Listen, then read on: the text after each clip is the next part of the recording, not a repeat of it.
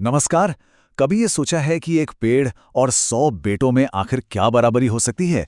सुनने में थोड़ा अजीब लगता है ना, पर ये एक बहुत पुरानी भारतीय कहावत है और आज हम इसी दिलचस्प पहेली को सुलझाने वाले हैं, जो हमें हमारे रिश्तों, हमारी जिम्मेदारियों और प्रकृति के बारे में सब कुछ गहराई से सोचने पर मजबूर कर देगी।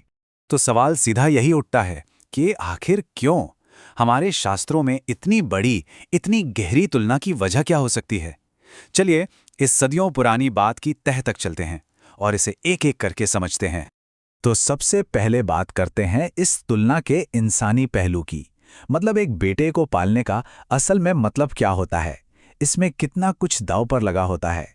देखिए, एक बेटे को पालना सिर्फ उसे जन्म देना तो है नहीं, ये तो एक जिंदगी भर की जिम्मेदारी है। उसकी पढ़ाई लिखाई, उसकी शादी ब्याह, उसका घर बसाना और ना जाने कितने सालों की देखभाल, ये एक तरह का पूरा समर्पण है। और इतनी मेहनत के बाद भी नतीजा क्या निकलेगा, इसकी कोई गारंटी नहीं है। असल में दो ही रास्ते दिखाई देते हैं। एक कि बेटा बड़ा होकर काबिल बने, पर फिर अपनी रोजी रोटी के लिए, अपना परिवार बसाने के लिए शायद दूर चला जाए। या फिर दूसरा रास्ता, जो कोई नहीं चाहता, कि अगर परवरिश में कोई कमी रह गई तो वो जिंदगी भर के लिए एक बोझ बन जाए, एक दुख का कारण बन जाए। अच्छा, अब जरा सिक्के का दूसरा पहलू देखते हैं। आइए बात करते हैं एक पेड़ की, एक वृक्ष की। और यहां पे ना कहानी बिल्कुल पलट जाती है।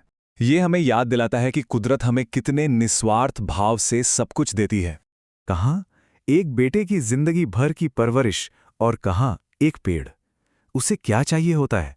बस शुरू के कुछ दिनों तक थोड़ा सा पानी, थोड़ी सी खाद, बस इतनी सी देखभाल में ही वो अपने पैरों पर खड़ा हो जाता है।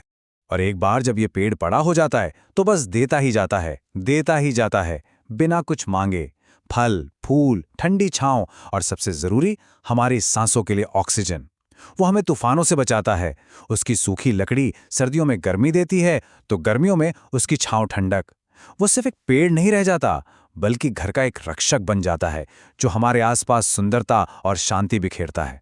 तो चलिए अब दोनों को आमने सामने रखकर देखते हैं।